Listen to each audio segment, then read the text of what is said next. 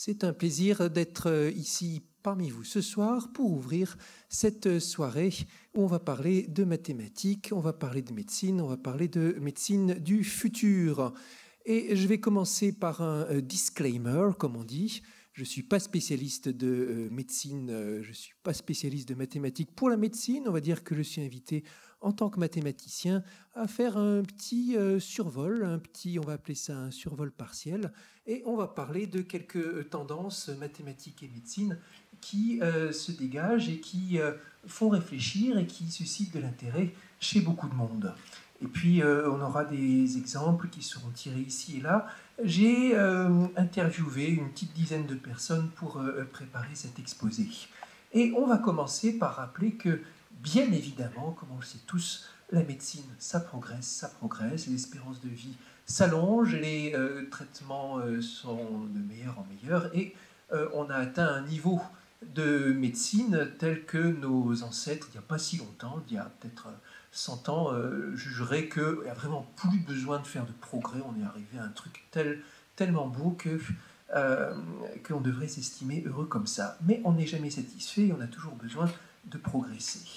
Alors, on va rappeler aussi que du côté de la médecine, il y a quelques, on va appeler ça plaies structurelles qui sont ouvertes.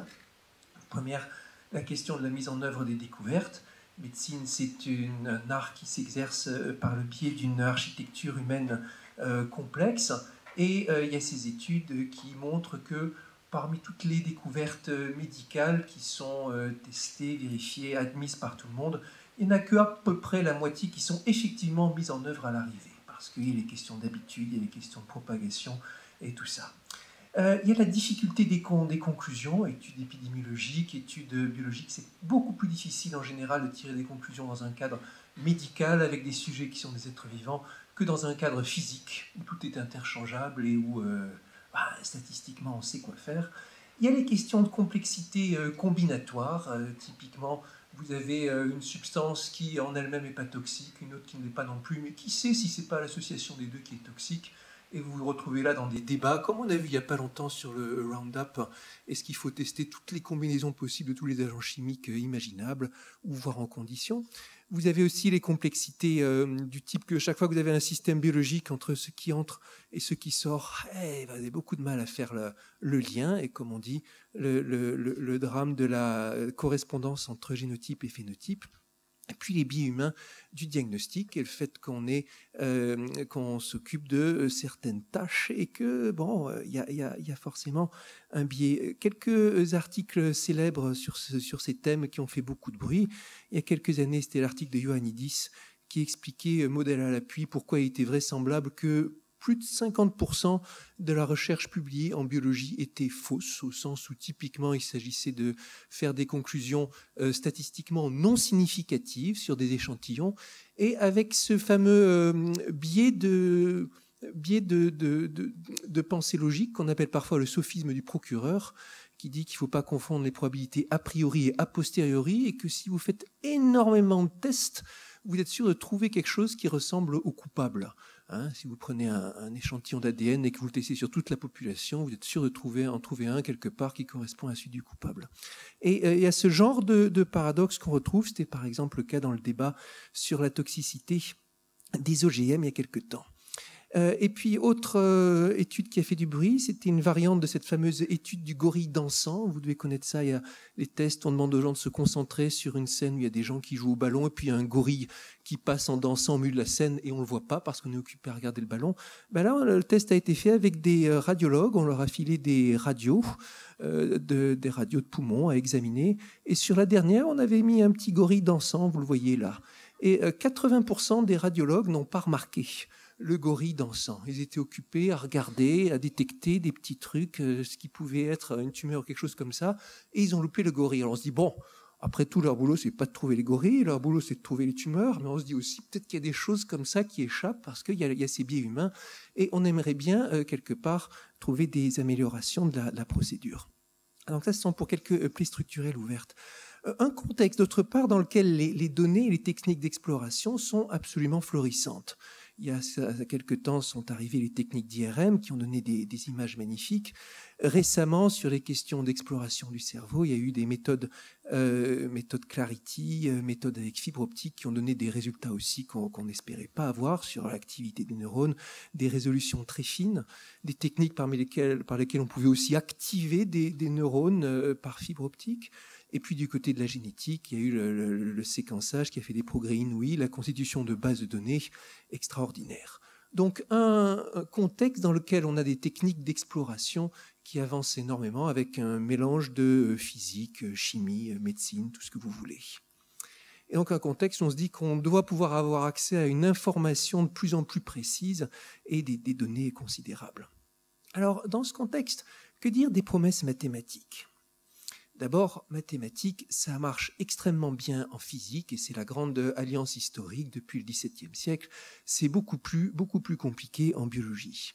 Ce célèbre article d'Eugène Wigner sur la déraisonnable efficacité de la mathématique dans les sciences naturelles nous parle déjà des problèmes qu'il va y avoir avec la biologie et il s'intéresse déjà, il réfléchit à ce que ça pourra être quand on voudra modéliser le cerveau et pire encore quand on voudra s'intéresser à la conscience. Une situation bien plus confuse adviendrait si nous pouvions un jour établir une théorie des phénomènes de la conscience ou de la biologie qui serait aussi cohérente et convaincante que nos théories actuelles du monde inanimé. Et de fait, toute l'histoire de mathématiques et biologie, c'est une interface qui est extrêmement attendue. En même temps, c'est une interface qui a beaucoup plus de mal et de complications à se développer que l'interface mathématique-physique. Alors, parmi les directions dans lesquelles les techniques mathématiques ont fait un fort impact, on va citer d'abord les questions de visualisation, réalisation, avec toutes les techniques de traitement d'images modernes, et puis toutes les techniques liées à la réalisation par imprimante 3D, avec comme application de la préparation de situations, aide à chirurgie, où on vous représente les organes du malade tels qu'obtenus par des IRM, on les met en couleur, on les distingue, on permet aux chirurgiens de voyager dedans, de faire un zoom, d'explorer pour se familiariser avec la situation qu'il va traiter, ou la fabrication de prothèses qui vont pouvoir reproduire au mieux les organes, permettre aux jeunes chirurgiens de s'entraîner ou aux chirurgiens aguerris de voir ce qui se passe avant des opérations complexes. Les deux exemples que j'ai pris ici faisaient partie de projets qui étaient présentés au dernier concours d'innovation EDF Pulse. Et puis, bien sûr, je rajoute là-dedans les questions de statistiques. On parlera dans un instant, tout de suite si on veut, de mélange statistique et traitement d'images. Avec cet article récent qui illustre bien les possibilités nouvelles apportées par le traitement d'images dans certaines affaires médicales. Donc un article de Brian Wandel de Stanford et collaborateurs, c'était il y a 2 ans, dans laquelle des techniques de visualisation et d'exploration dans lesquelles on compare des modèles statistiques entre ce qu'on espère et ce qu'on observe, et qui ont permis de trancher un débat, savoir si une certaine structure existe ou pas dans le cerveau. Il s'agit du fascicule occipital vertical, un débat qui avait plus d'1 siècle, puisqu'il avait été décrit en 1880, dans les années 1880, contesté depuis, les gens disant c'est une illusion, il n'existe pas vraiment, mais si, mais non. Et pendant 1 siècle, on l'a minimisé ou on a nié son inexistence. Et puis finalement, avec une bonne analyse par imagerie, à partir de données d'IRM très précises et des algorithmes de traitement d'images destinés à reconnaître de manière objective si la structure est là ou pas, les auteurs ont donc pu établir sans conteste que cette structure existe bien. On est là sur un problème qui paraît tout bête. Je veux dire, pour un physicien, savoir si un truc existe ou pas, on se dit il suffit de regarder. Mais biologie, c'est autrement plus compliqué. On va continuer en disant qu'on a vu dans les dernières années des images spectaculaires se développer sur différents organes. On s'est intéressé en particulier au cœur, au cerveau, mais aussi à d'autres situations. En France, INRIA a établi une réputation très forte dans la matière avec, par exemple, le projet Asclepios. Et donc, c'est un domaine qui est en grande expansion avec différentes techniques de visualisation, techniques de faible déformation, techniques de forte déformation, et ainsi de suite. Donc, ceci pour les questions de visualisation, traitement d'image. Deuxième pilier sur lequel on va insister, la machinerie statistique moderne, avec en premier lieu ce qui représente peut-être maintenant 90% de ce que les gens appellent intelligence artificielle telle qu'on sait la faire maintenant, c'est-à-dire l'apprentissage automatique. Un terme qui regroupe différentes techniques mélangeant beaucoup de statistiques, de la géométrie, des méthodes de régression avancées, on va dire, de l'algèbre linéaire, c'est le grand retour en grâce de l'algèbre linéaire sous toutes ses formes, de l'optimisation convexe, et qui vous permet, à partir d'une très grande base d'exemples, de dire c'est tel et tel paramètre qu'il faut utiliser pour trier les données, c'est ça qui va être pertinent, et obtenir ainsi des algorithmes qui apprennent automatiquement sans qu'on leur dise structurellement ce que c'est. L'exemple typique que vous trouvez documenté maintes fois, c'est on montre des tas et des tas d'images de chats à l'algorithme et il apprend tout seul à reconnaître un chat. Les algorithmes maintenant sont capables de belles choses. Je vais vous montrer une image de pont qui enjambe un fleuve et il vous écrira un pont enjambant un fleuve. Il ira jusqu'à pousser la coquetterie. Il poussera la coquetterie jusqu'à l'écrire avec une écriture humaine, vous savez, avec des irrégularités et tout ça. Donc ça, c'est la méthode d'apprentissage automatique. Et ça a été décliné en particulier dans les programmes de type IBM Watson, et avec l'idée que ça permettrait une aide à la médecine, aide à la stratégie. Projet Watson Oncologie, s'appuyant sur de grandes bases d'études de cancérologie, pour pouvoir dire, face à telle situation, eh bien, ça correspond à telle étude, c'est telle méthode qui a fonctionné. Avec les biais et les insuffisances que ça peut représenter. Par exemple, les populations qui sont dans les études ne sont pas forcément représentatives des malades que vous avez à traiter en vrai, mais avec certains, c'est le genre, une méthode qui est assez impressionnante dans son principe. Donc ça, c'est pour apprentissage automatique. Plus généralement, tout ce qu'on va appeler big data, alors il paraît qu'on dit mégadonnées, disons grandes données, mais la recherche de corrélation, de signaux forts, de signaux faibles, à travers des très grandes bases de données. Ça pourrait être des questions d'épidémiologie, ça pourrait être fouillé dans des séquences génétiques, et ainsi de suite. Un rêve que ces techniques de statistique moderne pourraient faire du diagnostic généraliste ou spécialisé automatique. Alors elles peuvent déjà le faire, mais la question c'est avec quelle fiabilité. Diagnostic généraliste et spécialisé, c'est pas exactement les mêmes problèmes. On va dire que généraliste, c'est toujours plus compliqué à traiter parce qu'il faut s'attendre à tout. De notre côté, les enjeux et les risques souvent sont moindres que sur des questions spécialisées, c'est des questions de maladies graves. Et dans un cas comme dans l'autre, il y a beaucoup d'attentes là-dessus. Et puis les questions d'interface homme-machine apprenant à se connaître, par exemple dans le cas de prothèses. Alors, comme je disais tout à l'heure, recherche signaux forts et faibles, ça peut être des tableaux avec des milliards de cases, absolument ingérables par l'intuition humaine. Et puis pour vous montrer que c'est un débat qui s'invite dans les journaux grand public, vous voyez cette annonce choc, ici, mai 2015, Reuters, IBM, l'ordinateur IBM Watson peut faire mieux en quelques minutes que des cancérologues en plusieurs semaines. Alors je ne commenterai pas sur le caractère sensationnaliste de l'annonce. Ça relève aussi d'un climat ambiant dans lequel on est prompt à accorder à la machine toutes sortes de pouvoirs et à parler d'immortalité à portée de main et des choses comme ça. Mais ça, c'est pour dire que cette question de diagnostic automatique s'est invitée dans le débat public. Quelques exemples d'affaires qui font intervenir des grandes données statistiques.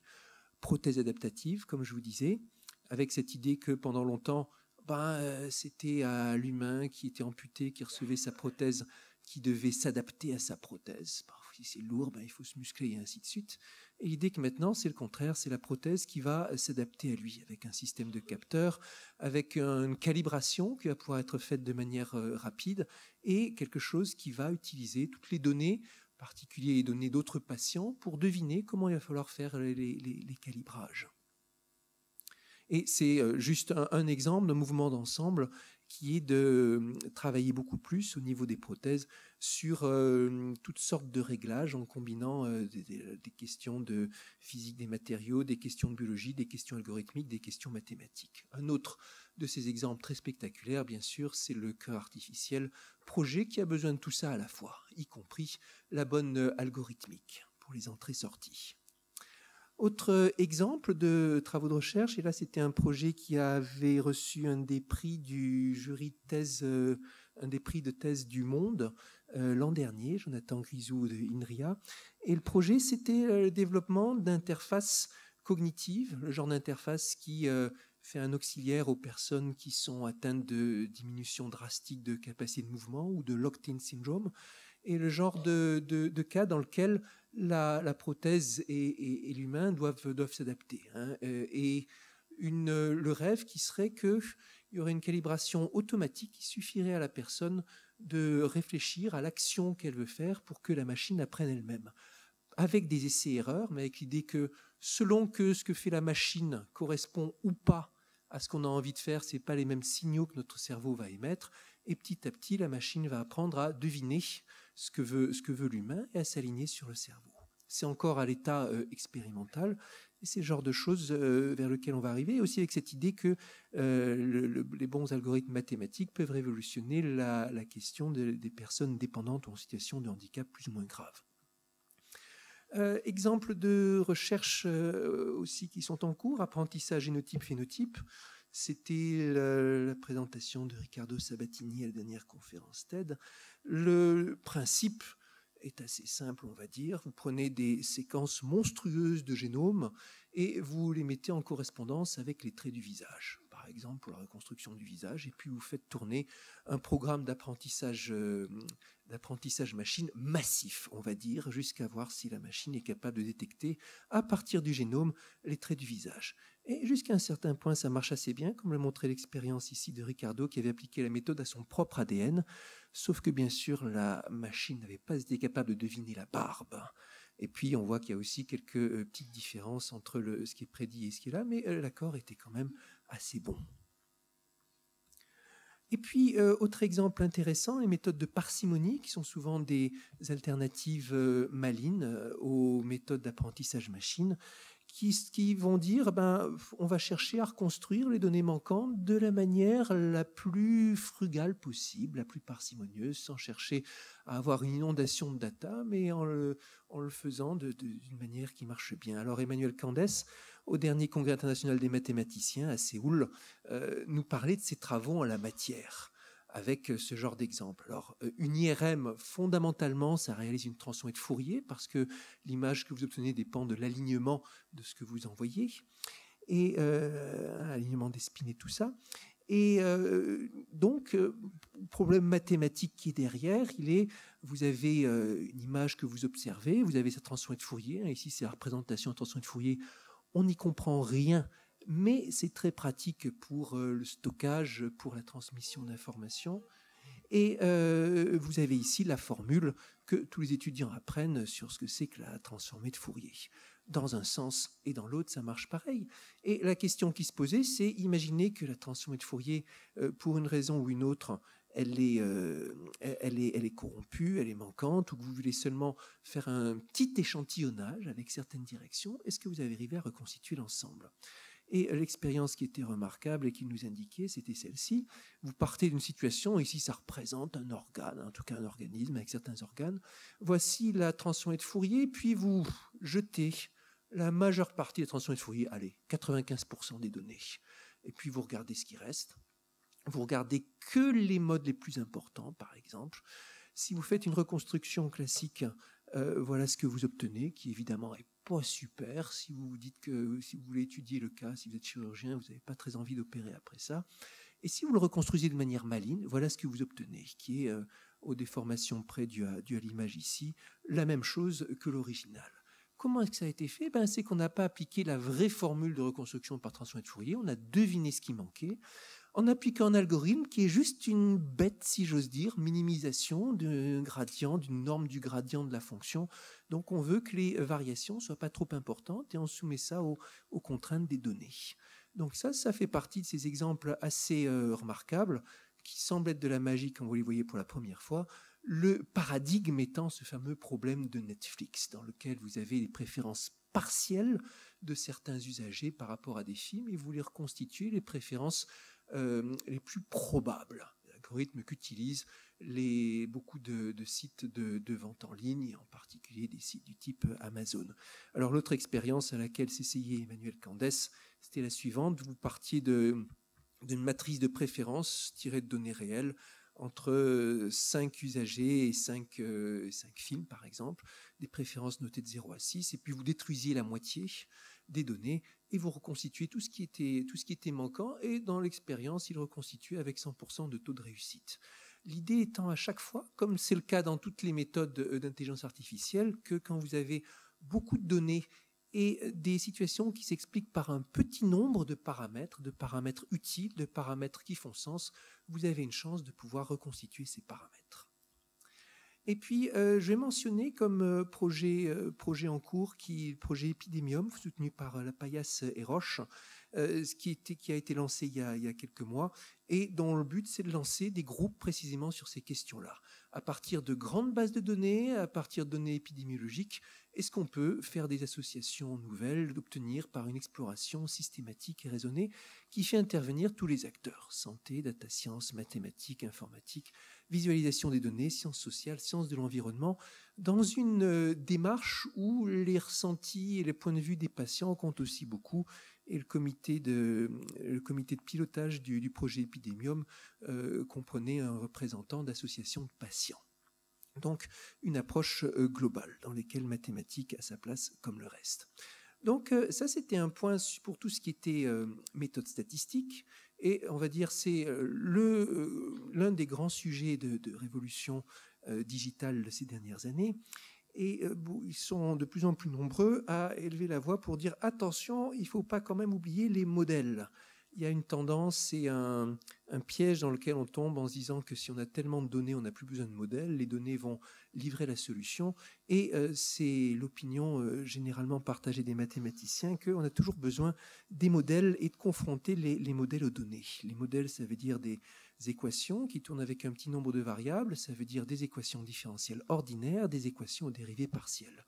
Avec 3 domaines emblématiques dans lesquels ça a été poussé: les cancers, avec des équations dérivées partielles modélisant les croissances, des questions de mécanique des fluides, des équations de diffusion, des équations de propagation, et une offre à la carte, c'est-à-dire qu'en fonction du cancer, vous allez changer d'équation, changer de modèle, et ainsi de suite.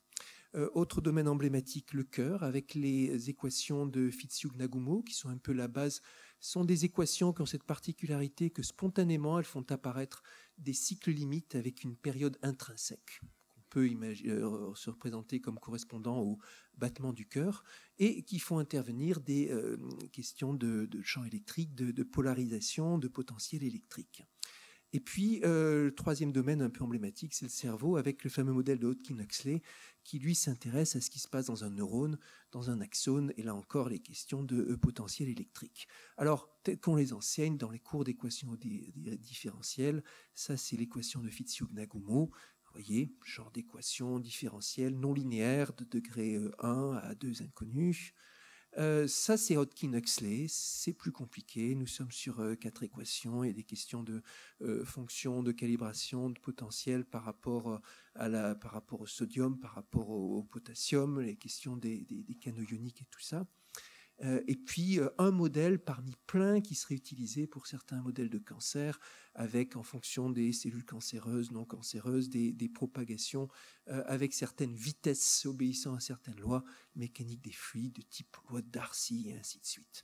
Donc ça, c'est une expertise qui, ça fait longtemps que ce genre de choses est développé, ça fait des décennies, et on va dire que ça a gagné beaucoup de terrain dans les 10 dernières années, et énormément de terrain même, avec des groupes un peu partout qui s'occupent de faire ça. Parmi les quelques projets que j'ai été amené à croiser dans les dernières années, un autre projet qui a été primé par le prix Le Monde, le prix de thèse, c'était de Simon Labarthe, des questions de modélisation du ventricule. On modélise un cœur, on se demande comment se propage le potentiel, on cherche à repérer la propagation d'ondes, on se demande quand est-ce qu'il y a possibilité de ces fameuses ondes de fibrillation qui peuvent être dévastatrices. Et puis, test in silico de procédure. Alors, tel que l'expliquait Labarthe dans ses travaux, il y a une procédure qui consiste parfois en présence d'un cœur qui se comporte de manière anormale, qui consiste à brûler une partie, à brûler quelques cellules pour éviter la propagation de ces ondes. Et la conclusion in silico, c'était que ce faisant, on supprimait effectivement ces ondes qui étaient calamiteuses, mais on se donnait la possibilité qu'il y en ait d'autres qui surviennent, qui soient encore plus calamiteuses. Quelque chose que suspectaient les médecins qui travaillaient là-dessus et qui a été donc validé par la procédure. Toujours dans ce genre de choses, ce sont des coopérations entre mathématiciens et médecins, avec souvent des mathématiciens qui vont faire des stages dans les équipes de médecine et vice-versa, des médecins qui vont s'installer dans les équipes de mathématiciens. Autre exemple, groupe de Thierry Collin à Bordeaux, simulation de certaines croissances. Alors les questions que vous vous posez, c'est face à tel traitement, comment va évoluer la tumeur? Est-ce que ça va se dissiper? Est-ce que ça va repartir? Sur cet exemple, il s'agit de l'ampleur de la masse de la tumeur soumise à un certain traitement. C'est un exemple dans lequel le modèle est suffisamment bon pour qu'une fois qu'on lui donne les deux mesures qui sont là, après calibration, il vous prédit une courbe qui est celle-ci, et il tombe très près de la valeur qui a effectivement été observée dans la troisième mesure, c'est-à-dire une reprise du cancer. En l'occurrence, c'est un patient qui a pu être sauvé in extremis avec une opération et qui se porte très bien maintenant. Mais disons, avec la modélisation en amont, ce qu'on espère, c'est qu'on puisse anticiper le meilleur moment où il va falloir opérer, qu'on diminue le nombre d'actes invasifs et ainsi de suite. J'aurais dû le dire aussi, je n'ai pas parlé tout à l'heure des méthodes par parcimonie. Pourquoi est-ce qu'il faisait ça, Candès? Je ne vous ai pas dit, je lui ai dit reconstituer tout ça, mais quel était l'objectif? L'objectif, c'était de diminuer le temps qui était passé dans le scanner, en particulier quand vous avez des jeunes enfants, il ne faut pas les laisser trop longtemps.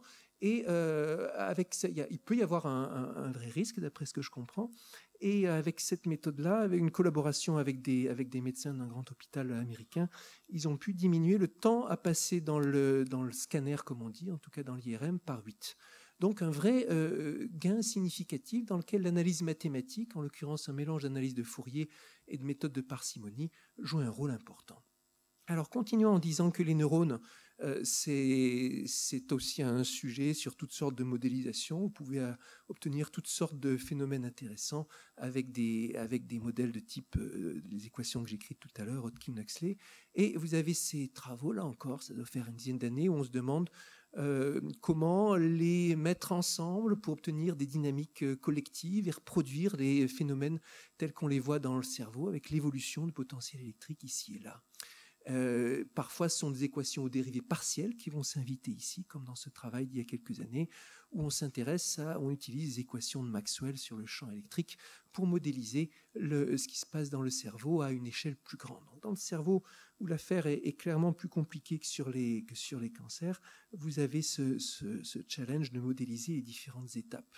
Alors, il y a l'énorme projet dont je ne parlerai pas, entre autres parce qu'il soulève beaucoup de passion, du Human Brain Project, dans lequel on se demande effectivement si on peut arriver à faire une chaîne complète et modéliser chaque étape depuis le neurone jusqu'à la couche la plus supérieure, avec à chaque fois un modèle in silico.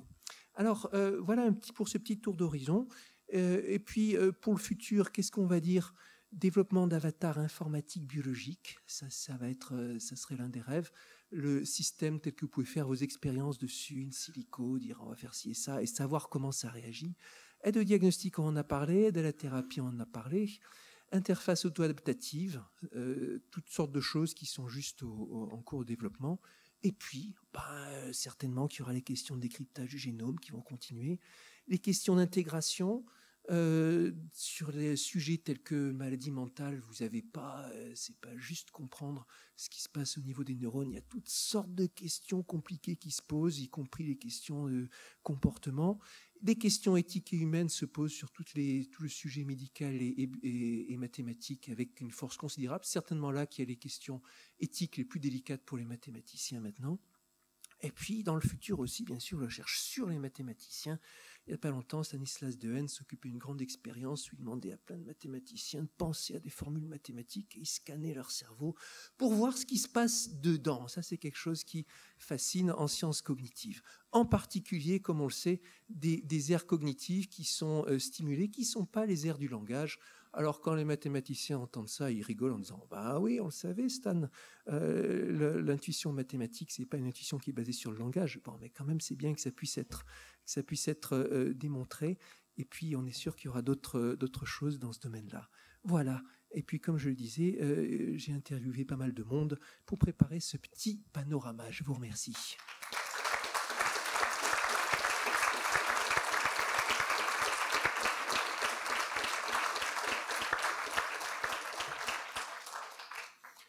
Je prends quelques questions s'il y a.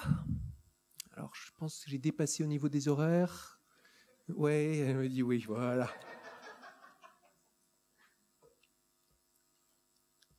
Ouais.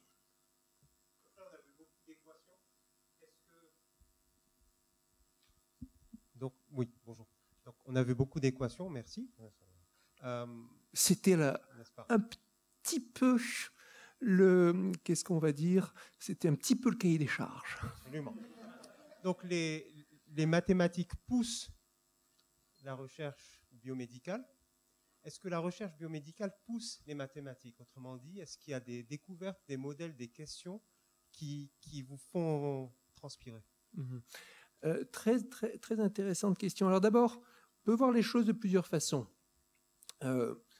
D'abord, sur cette question-là, je dirais, c'est le fait qu'il y ait les progrès en médecine, les progrès en biologie, je dirais, c'est ça qui tire le sujet. Je pense un peu toutes les sciences aujourd'hui, parmi toutes les sciences, peut-être celle qui se développe le plus spectaculairement en ce moment, c'est biologie et informatique. Alors, la combinaison des deux étant explosive, bien sûr.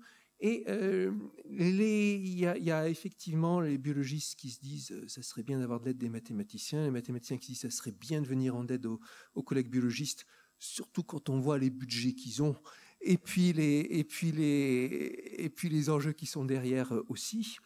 Et comme on le disait, il y a des très grosses attentes. Pour l'instant, il y a pas tellement de nouveaux concepts mathématiques qui ont été développés, suscités par la biologie au sens grand concept. Et on peut dire, vu de l'extérieur, c'est quelque chose qui frappe. Autant le développement de la physique s'est appuyé sur des grands concepts et des révolutions de paradigmes, autant du côté de la biologie, en première approche, pour le mathématicien, il s'agit plutôt de voir tout ce qui est à disposition et de dire là, il faut utiliser tel outil. Il y a un aspect beaucoup plus bidouillage, cuisine dans le bon sens du terme, écosystémique qui est là. Et des équations. Alors, par exemple, les collègues qui travaillent sur des modèles de cancer, ils me disent qu'ils sont allés jusqu'à des modèles à 100 équations, quoi. Avant de se dire finalement, on fait fausse route parce qu'il y a trop de paramètres et donc quand vous avez un modèle à trop de paramètres, il peut s'adapter à n'importe quoi. Il n'est pas suffisamment explicatif, suffisamment discriminant et donc ils ont fait marche arrière, ils ont resimplifié. Mais on a ces problèmes. Et les modèles, ils sont piochés, je dirais, dans toutes sortes de choses déjà existantes. Alors, c'est un sujet qui, autant en physique aussi, vous avez des physiques mathématiques, vous avez des niches de spécialistes avec des gens qui sont vraiment sur leur équation et qui peuvent ne pas en bouger pendant 10 ans. Autant en biologie, ça vous demande une large vue et de connaître tous les modèles et de savoir telle équation, diffusion, la faire comme ci, telle équation de propagation comme ça. Et c'est un sujet pour mathématiciens plus expérimentés. Et ça serait bien qu'un jour arrivent aussi les grands concepts. Évidemment qu'il doit y en avoir en biologie. À titre personnel, ce qui me semble incroyable, c'est qu'on n'ait pas de notion de complexité raisonnable qui s'applique en biologie, par exemple dans une perspective d'évolution des espèces, un truc qui augmenterait un peu systématiquement de la même façon qu'on a de la théorie cinétique des gaz, une entropie qui augmente. Et la notion doit être à la fois simple, profonde et quantitative, on va dire. Et bon, pour l'instant, on peut argumenter qu'il y a ceci ou cela, mais il n'y a rien qui se dégage qui soit vraiment convaincant. Ouais. Le micro peut-être ?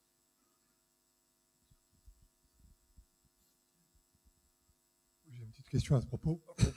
Pardon, j'ai l'esprit d'escalier, mais pour dire historiquement, la grande avancée, c'est dans le livre de Darcy Thompson, ça, historiquement, il dit le grand apport de la biologie aux sciences mathématiques et physiques, c'est le mouvement brownien. Hein. Vous savez qu'au départ, ça a été observé par un botaniste. Il exagère un petit peu, mais c'est vrai aussi que le mouvement brownien est présent partout dans les phénomènes vivants. Il y a une dizaine d'années, il y avait des algorithmes populaires en mathématiques qui s'appelaient les algorithmes génétiques, dans lesquels on faisait de la sélection naturelle pour trouver les optima.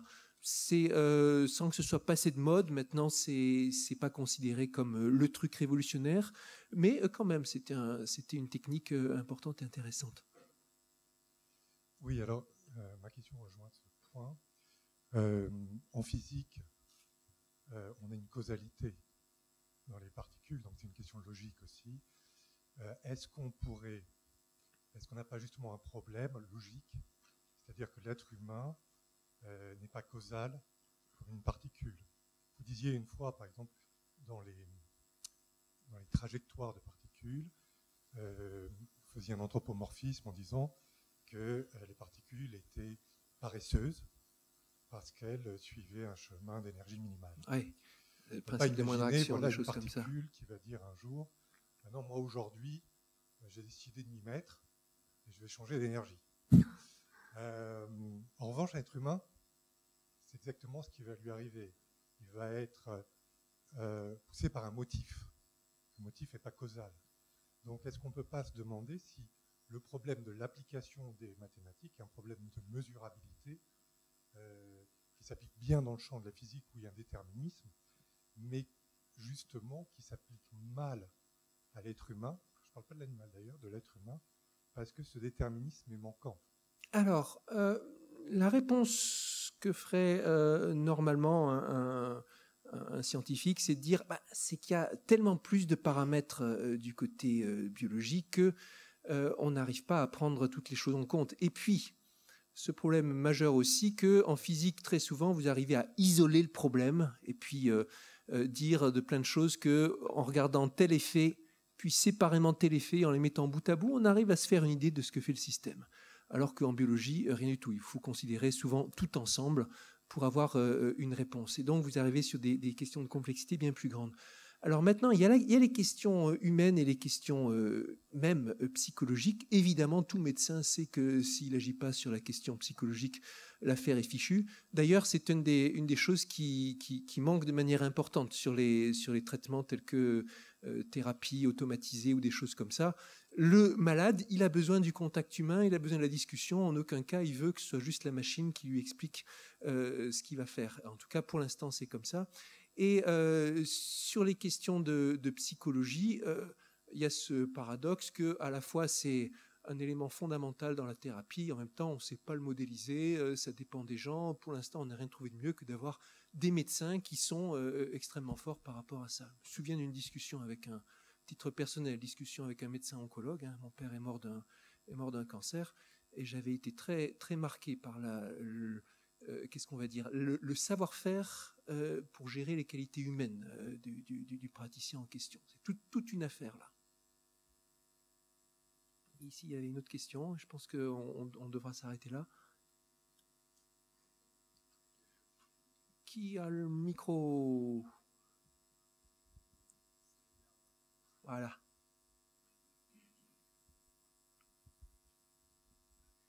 Vous parliez des grandes bases de données pour étudier l'épidémiologie. Et vous avez convoqué un certain nombre de disciplines, les sciences sociales, etc. Oui, projet Epidemium. Oui. Est-ce que vous voyez un intérêt du côté de la généalogie, qui est un domaine qui s'est sensiblement numérisé et sur lequel il y a sans doute encore beaucoup de potentiel? Il y a des pays qui ont totalement numérisé les bases, d'autres non. Est-ce qu'il y a un intérêt de ce côté-là? Quel est votre opinion? Alors, généalogie au niveau de l'individu, je dirais la chose est assez simple. Vous avez quelqu'un, un test de paternité ou savoir si tel est l'ancêtre de tel autre, ça c'est assez bien rodé. Mais questions liées à la généalogie qui sont très intéressantes, il y a bien sûr les questions de type paléogénétique. Hein, et on sait que la distribution génétique reflète en partie l'histoire. Il y a même cette étude qui dit les gènes reflètent les gènes reflètent les nations, c'est un peu trop fort, mais pas très loin. Quand vous regardez comment l'Europe est répartie en termes génomiques, vous faites une analyse statistique, et vous retrouvez quelque chose qui correspond à des contours géographiques, qui sont les échanges dans lesquels, évidemment, les espaces dans lesquels il y a eu les échanges de manière importante. Donc, sur ces questions-là, évidemment, les études génétiques sont là aussi. Elles viennent avec les études paléontologiques, les études archéologiques et les études linguistiques pour nous renseigner sur l'histoire des humains, les questions de peuplement, quel peuple est ancêtre de quel, etc. Il n'y a pas longtemps, il y avait une étude qui concluait sur la base de grosses analyses de données, par exemple, que les populations d'Angleterre, d'Écosse et d'Irlande étaient très similaires, contrairement à ce qu'on croyait, génétiquement parlant. Une conclusion d'ailleurs qui faisait plaisir à personne. Et donc ces questions-là, ça va continuer à être, ça va continuer à se développer, c'est certain. Et puis il y a des questions, ça peut être intéressant dans les questions sociales. Ce que font certains aujourd'hui. Alors après il y a des questions. Ouais, après, il y a des questions d'anonymisation qui font que certaines choses sont possibles ou pas. Il faut être extrêmement prudent. Mais dans le genre mégadonnées qui s'intéressait à une entité non génétique, mais quand même quelque chose qui se transmet, c'est-à-dire les patronymes, il y a par exemple des études qui ont été faites. Est-ce qu'on trouve plus ou moins d'esprit entrepreneur chez les migrants américains qui viennent de tel ou tel endroit? Est-ce que les Irlandais installés en Amérique qui créent plus d'entreprises que les autres? Et ça, c'est fait à partir d'analyses sémantiques des patronymes sur des gigantesques bases de données, avec bien sûr une forte erreur, ici et là, parce que tel s'est marié, parce que tel, etc. Mais globalement, on se dit que les erreurs vont se compenser. Et dans le domaine des grandes données, il y a un phénomène général qu'on connaît bien, c'est que le nombre écrase tout. Il vaut mieux une gigantesque base de données de pas super qualité qu'une grande base de données de bonne qualité, en général. Merci.